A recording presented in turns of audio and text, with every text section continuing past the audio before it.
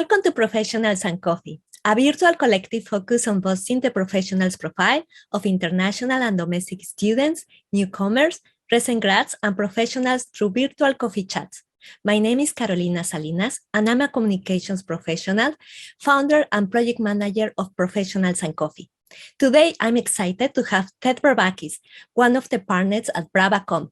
Ted Bravakis acquired his PR global communications and public affairs skills through more than 25 years of strategic communication experience, working for PR agencies, governments, and the private sector. In addition, he has vast experience in corporate and marketing communications and crisis issues management within the Ministry of Finance for the government of the Cayman Islands. Welcome to Professionals and Coffee, Ted. Hi, Carolina. Nice to be here, and thanks so much for having me. No, on the contrary, thank you to you for your time and experience, Ted. You built a career working with peer agencies, government of the Cayman Islands and the private sector by providing a vast experience in terms of strategic communications, media relations, etc. However, I'm curious about how you got started working and how you ended up as a partner at Bravacomm. Could you provide us any guidance to PR and communications practitioners? Sure, that's great. I have my coffee here and I'm ready to talk. So yeah, sure. It's a great way to start. I think, to your question, how I got started or how I ended up where I am, I definitely had an idea, not to go too far back, but I definitely had an idea I wanted to be in public relations, or I was interested in public relations way back when I was finishing high school, believe it or not. I knew I liked to write. I knew I liked media. I was interested in business. I was interested in public affairs. And that's really what I wanted to do. So I looked at what professions combine those interests. And I did one of those career questionnaires that you fill out, a little survey, and it spit out a report that said you may want to consider a career in public relations. And I thought, oh, that sounds good. Like, I don't know what that is really, but it sounds really interesting. So then when I looked at where I could study public relations at the university level, at that time, there was only one university in Canada that actually offered a degree program in public relations, because I knew I wanted to go to university or study at the university level. So I thought, okay, that's where I'm going. And that was in Mount St. Vincent University in Halifax. And so I'm from Ontario, and I moved to Halifax and did that degree. And I started working. It was a 4-year degree with a co-op option that I did. So I got some great work experience along the way.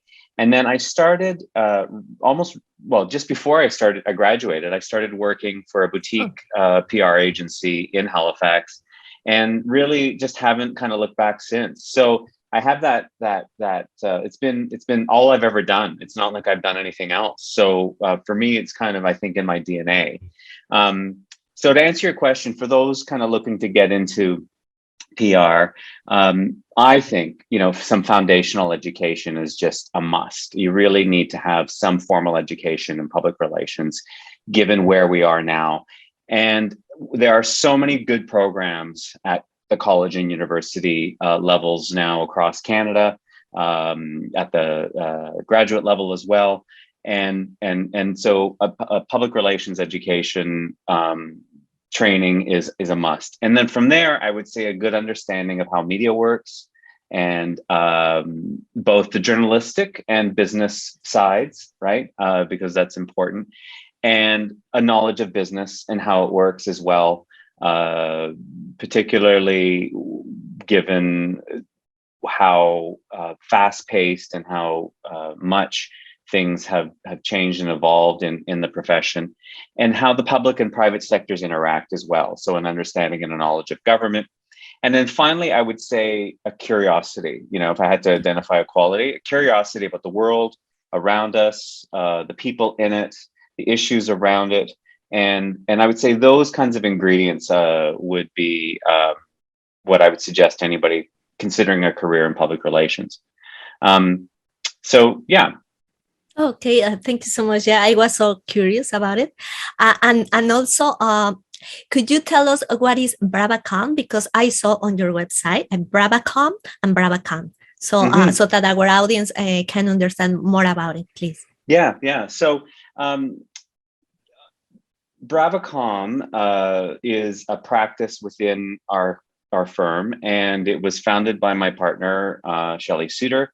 And Shellie leads that area of our business. It is it's the product of a number of influences. The first is really Shellie's interest in coaching and evolving from a long career in communications into becoming a life coach, and her certification as a coach by the Center for Applied Neuroscience, which really takes a mindful approach to coaching individuals so they can realize their purpose beyond their careers or just, what's in front of them. It's really very much aligned with Shellie's kind of values. But we were also seeing with our clients who are senior people in large organizations, telling us that they were feeling how grueling and how difficult it was working in large organizations and how challenging it was to continually engage employees. So, and this was all pre-pandemic. This isn't even before given knowing what we know now. As I'm saying it, I'm thinking, well, that's just now the new normal. But 2-3 years ago, it was really something that we took note of. So we established Bravacom as a bridge between our employee engagement and consulting work under the communications side, and a bridge to Shellie's kind of experience as a life coach and a communicator. So really that's what it is. It's kind of like a specialty practice within our firm. So yeah, it seems to me that everything has configured in time, work and life experience for you, Shellie, and you, the current situation, pandemic, unfortunately, but at the same time, it has helped you to provide support during this hard time to so many clients from your agency. Yeah. My other question that I have is, how is it working as a communication strategist, leading your own communication services consultancy? Well, it's mostly a lot of fun, I think, given and what you said, where we are in, or where certainly I am at this point in my career, having worked for a few decades. But it's a lot of work. I won't be, I'll be honest about that. But we're so fortunate. We have some amazing clients that we've curated and we've worked with for a long time. And one of the benefits of having your own consultancy is that you can pick and choose who you want to work for and who wants to work with you. And so we feel that is such a privilege to be able to do that. We really love getting inside and understanding an organization, how it works, the people behind it, the purpose behind it, as well as the business goals that they need, and where we can apply communications to that and make it even better and bigger, and helping them solve problems that may be barriers to their success. So from that standpoint, it's a very rewarding thing to be able to do at this point in my career. Yeah, and you have become your own boss, and I'm glad that you and Shellie have been able to combine your work and life passion into something fruitful for your clients and for both of you. Thank you. And other question that I have is, what makes Bravacom different from the rest of the PR and communications firms or agencies out there? Well, we know there's so many good communications consultancies and PR firms and individuals, and many of those professionals, and certainly the market in Canada, they're good friends of ours because we've either come up the ranks together at various agencies or have come and run into each other, or they've been clients or what have you. So, but we tell anyone who's interested in working with us that we are partner driven, and what that means is that clients get one or both of us, mostly both of us, thinking about their business and doing the work, really. We don't sort of outsource that aspect of anything, really. We take our client relationships on when we know we have the capacity and we know we can make a difference to do good work. That senior level, high touch strategy first approach is really what we're all about, I would say. Yeah, it sounds like putting you into the shoes of the senior business level of your clients. And yeah, I like that strategy. Yeah, I would say you talked about, you touch on a really good point. We often tell our, say to clients, we can help increase your capacity as a communications team or function, or we can extend it or be part of it. And we're just, I think that flexibility and that agile kind of way that we're able to work with clients in whatever ways they want us to work is really what has helped us continue to be successful over the last 10 years or so. Oh, wow. Can we talk about the kind of innovative communication strategies you have developed for Bravacom to tackle the impact of mental health in our work? Yeah, that's such a great question. We have been fortunate to work on this important issue on both sides of the work that we do, both on the communication side and on the mindfulness consulting side. On the communication side, one of the projects that we're most proud of that we worked on just before the pandemic, so it was very timely, but took on such a significance once the pandemic. And when I say just before, I think we completed the first phase of work sort of near the end of 2019 and early 2020. So before the March 2020 sort of start of things. And that was to work with one of Canada's big banks to conceive and launch a mental health and wellness thought leadership platform where this organization said, we want to take a stand on the need for upholding employee mental health and wellness in the workplace. We want to encourage others to do so as well. So we are going to commit to a set of initiatives that are going to help our people more than what we're doing. And we want to send a message and a call to corporate Canada to for others to do the same. And for us, helping work with a cross-functional team, work on the employee engagement side and the external partnerships and community relations. It was a very rewarding assignment. We felt very, very proud of that work.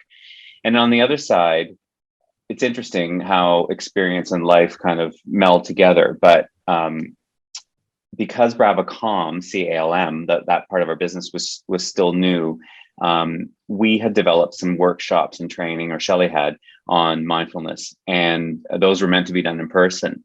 But she quickly pivoted those to become an online experience. And so I would say in the last 2 years, she has led many organizations through her mindfulness at work workshops, and has most recently started helping organizations consider how to address workplace burnout, which is unfortunately on the rise since the pandemic as well. So I would say, in summary, Carolina, it's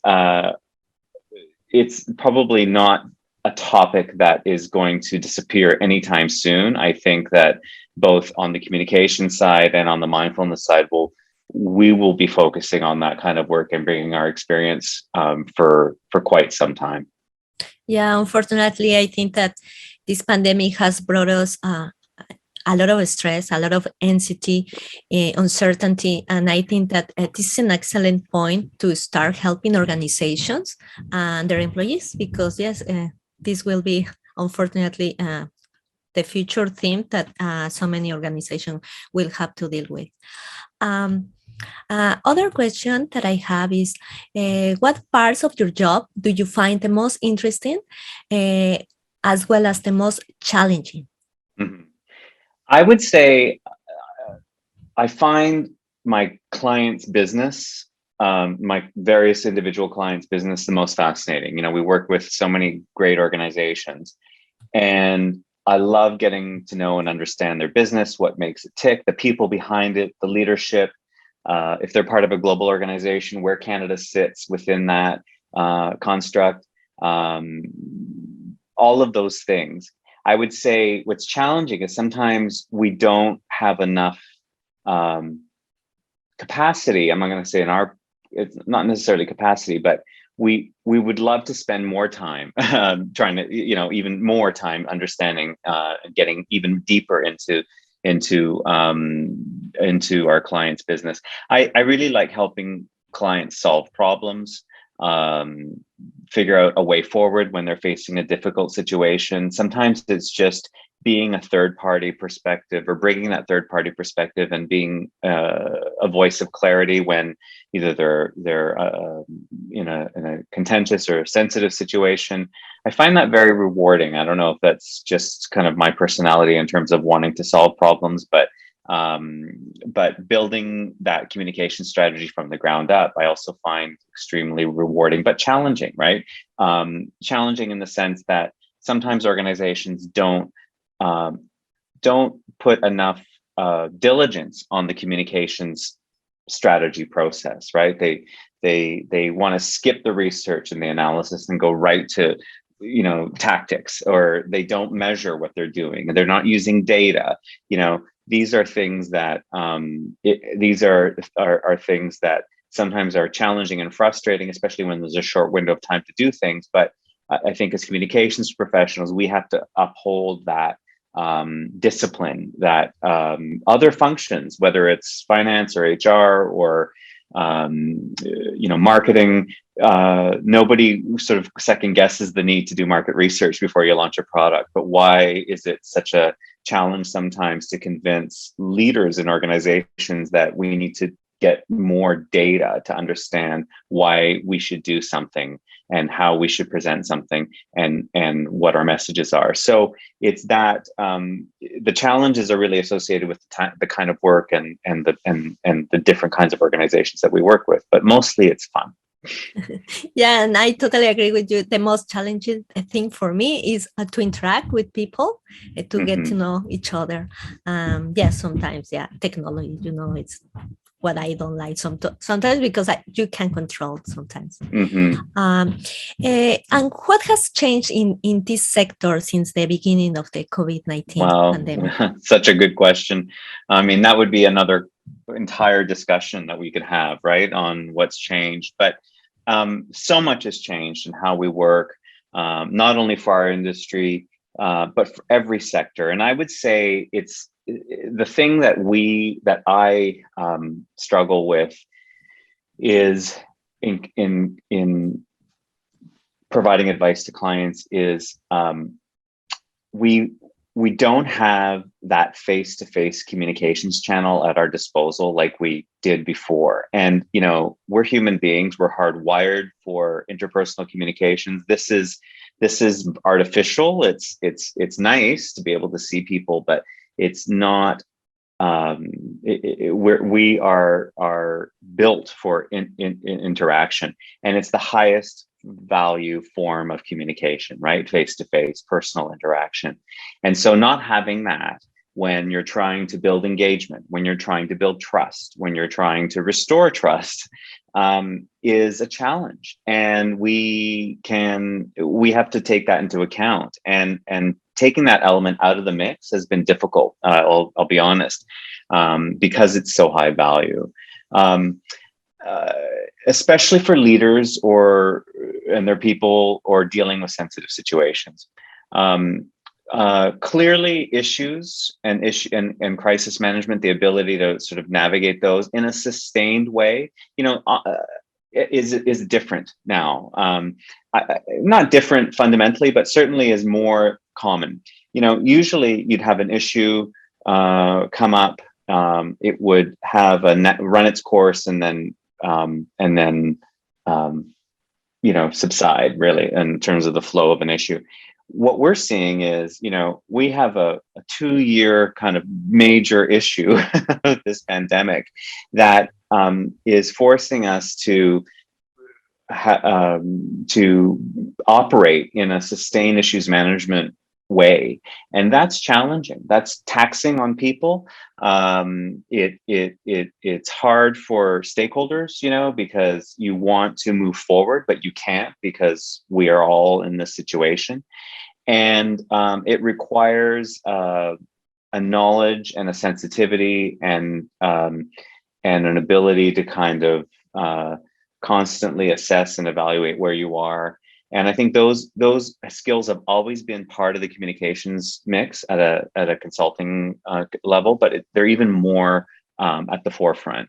And that's really what hasn't changed. I think the good news for those looking to get into the PR industry is the need for quality, effective communications in all types of organizations. And in fact, that value has increased in my view. I think the value that communications can bring has continued to rise. Okay, yes, that's very interesting. As you say, the lack of interaction has caused many obstacles in many industries, fortunately. As a newcomer, what steps would you recommend I should take to prepare to enter this field? Well, I say network.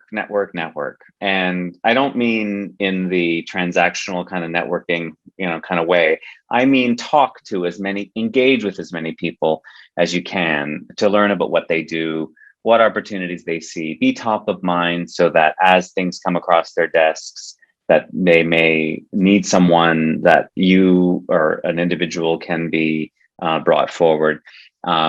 Everyone is still largely working at home. So that actually makes networking, I wouldn't say a little easier, but maybe a little bit more convenient for those who are on the receiving end of networking requests. Because, in the old days, before the pandemic, when people were in offices, to sort of take time to meet with someone outside of the office, I think felt like it was a lot of time. And now, I'm not saying that it's easier per se, but it is certainly more accessible, right? I think many people would welcome a break in their day to have a conversation with an aspiring professional. Just be prepared to have some great questions, bring your enthusiasm, bring your appreciation. And I'm suggesting now that you may want to even say, instead of doing a video meeting, how about we have a phone call? Something that takes the pressure off, because everyone's in video meetings from morning till night, and that gets tiring, right? It takes a lot out of us as humans, and sometimes a phone call is a great way to connect. And it's kind of going a bit old school, but it gives people the option of not always having to be kind of camera ready, right? So just maybe shows an appreciation for how busy everyone is and how challenging life is in the pandemic. No, thank you. Thank you so much for these pieces of advice. My final question would be, what advice would you give yourself when you were first starting your career? Well, I think the advice I'd give my kind of younger self is maybe trust my instincts a little bit more, be a little bit more open to risk, enjoy the ride a little bit, maybe not take myself so seriously. More life lessons, I would say. I think we covered so much of what my path, and how just having that formal education in public relations was just such a foundation for me to be able to do a lot of interesting things. But I think more from a mindset of just really being more mindful of what's happening in the moment, be more in the moment and enjoy the moment a little bit more. But yeah, I mean, I think it's really, like I said, enjoy that ride a bit more and trust your instincts. Okay, yeah, be present. Yeah, that is the clue of happiness. Well, thank you so much, Ted, for the time and advice that you have kindly provided us. Are there any social handles that you would like to share? Oh, thanks so much, Carolina. I really enjoyed the conversation. I hope the audience found it useful. I'm on LinkedIn if anyone wants to reach out and connect. So Ted Bravakis, and I'd welcome the opportunity. And then please, anybody who wants to check out our website at bravacomm.com, either BRAVACOMM or CALM, CALM. Either one takes you to the same place. There's some great blogs on mindfulness at work, and hopefully some tips that people can find useful. Thank you. No, on the contrary, thank you to you, Ted, and see you on the next PR Professionals and Coffee chat. Don't forget to subscribe to our YouTube channel and our social media platforms, which are in the description below this video, and join us to do your virtual coffee chat like this one. Thank you and bye-bye.